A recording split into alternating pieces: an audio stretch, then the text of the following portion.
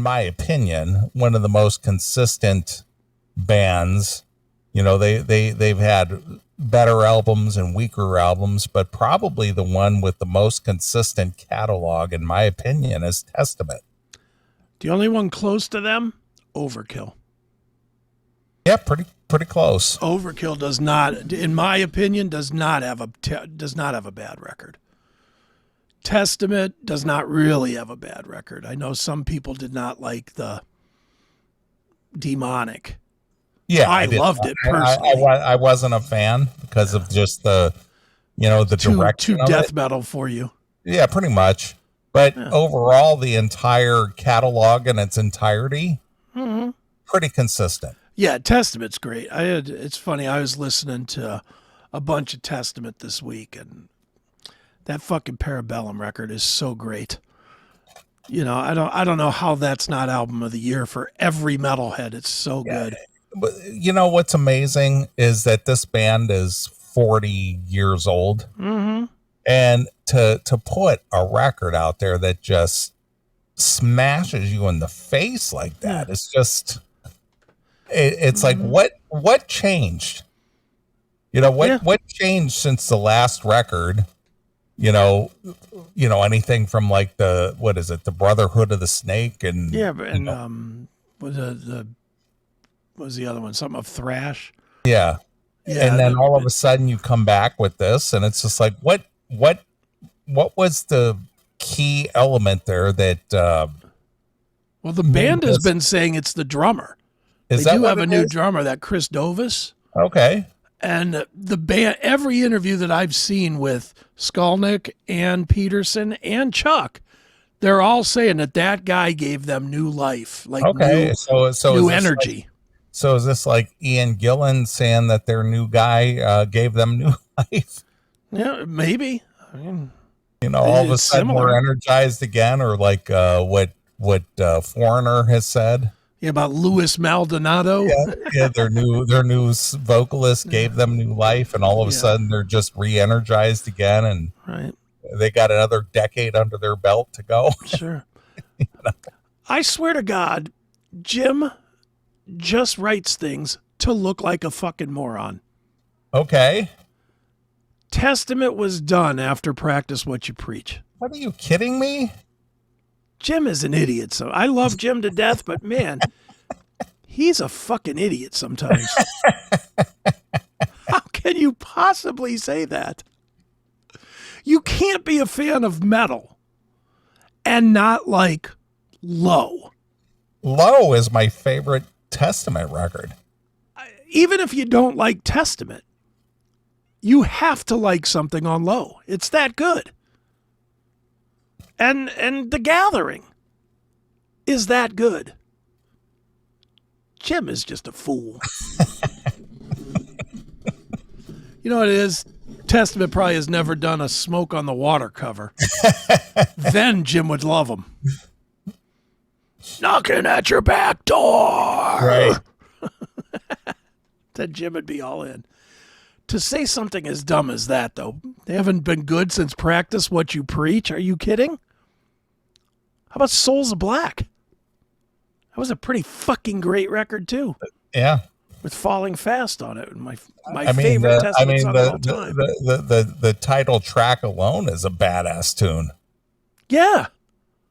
Look at the lost souls. They seem so black. Yeah. Yeah, the only band to follow up with what you were saying, the only band close with long history and full catalog to me is Overkill. Okay. I can't think of, and maybe some of the extreme bands like Obituary. Obituary's never really had a bad record either, but the rest of them, I don't know. There's always crummy records that are mixed in, but yeah. Those two bands have like one, maybe two records that are not real good between them. Yeah, they're not horrible. No, but they're they're not the fan favorite, but they're passable. Yeah, that's it. But with Megadeth, they've got a very, very solid catalog, but they have like 3 clunkers. Yeah, they have 3 crappy records in there mixed in. But overall, totalitarian, from the total output by Megadeth, pretty solid. Excellent. Way better than Metallica. And you know my stance on Metallica. I love them. Right. Metallica has some dogs. Lulu, Saint Anger. Well, Lulu, Saint Anger. Load. Yeah. I still will argue all day long that if you took Reload and Load and turned it into the one album it should have been and cut all the other bullshit, it would have been a great record. Yeah, I was watching a small little documentary, one of these 10 or 15 minute things on the album covers. Sure. Of Load and Reload. Yeah. You know what those album covers are, jizz, right? Jizz and blood. Jizz and blood, and then piss and jizz. It's great. And this was the guy who did the quote unquote the artistic piece with a cross in a jar of piss.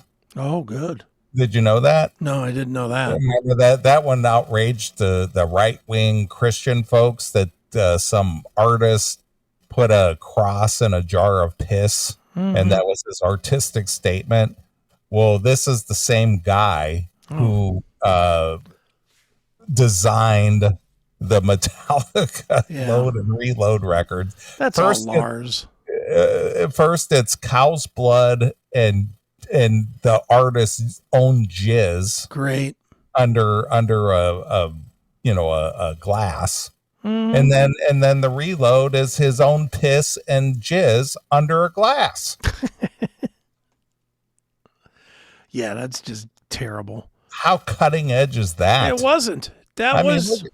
Even James hates that. James has said in every interview that he hates those covers. Yeah. But that was Lars. Lars is the guy that spends $5 million to buy fucking dumb paintings. Right.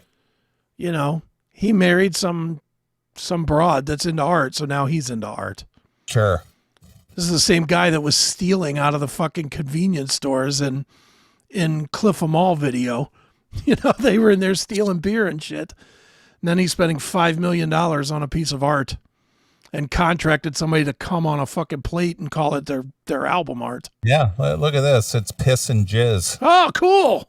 Wow. See, Load and Reload. I get it. Wasn't a funny joke then. Still not a funny joke. It's terrible. Just awful. Look, I know they're one of my favorites of all time, 1 or 2. But I certainly am not above cracking on them for their garbage work, too. And they have done some garbage work.